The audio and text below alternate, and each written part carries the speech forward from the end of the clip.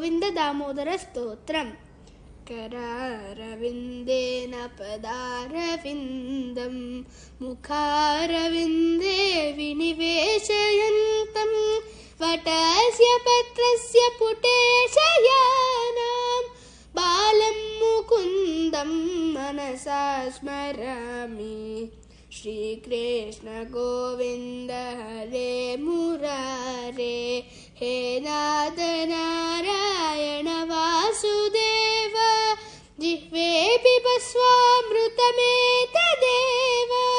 गोविन्द दामोदर माधवेति, विक्रेतु कामा किल गोपकन्या। मुरारिपादार्पितचित्तवृत्ति, दद्यादिकं मोहवशादवोचत्। गोविन्द दामोदर माधवेति, गृहे गृहे गोपवधूकदम्बाः, सर्वे मिलित्वा समवाप्य योगं। पुण्यानि नामानि पठन्ति नित्यं, गोविन्द दामोदर माधवेति। सुखं च यानानिलये निजेऽपि, नामानि विष्णोर्प्रभवन्ति मर्त्याः।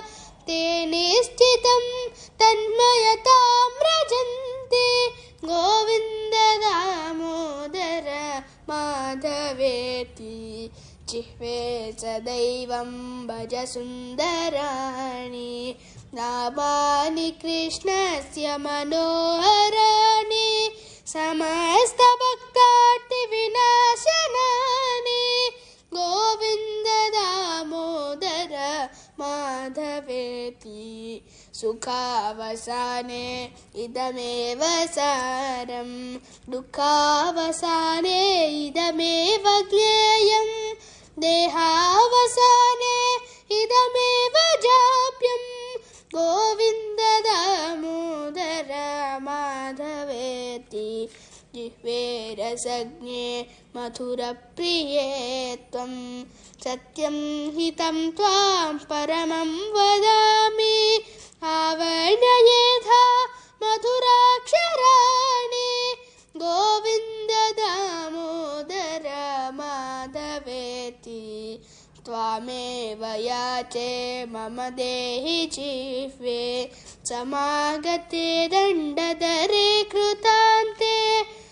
वक्तव्यमेवं मधुरं सुभक्त्या, गोविन्द दामोदर माधवेति। श्रीकृष्ण राधा वरगोकुले च, गोपाल गोवर्धन राधविष्णु। जिह्वे पिबस्वामृतमेतदेव, गोविन्द दामोदर माधवेति। गोविन्द दामोदर माधवेति, गोविन्द दामोदर माधवेति। इति श्री गोविन्द दामोदर स्तोत्रं। श्रीकृष्णार्पणमस्तु। हरे कृष्ण।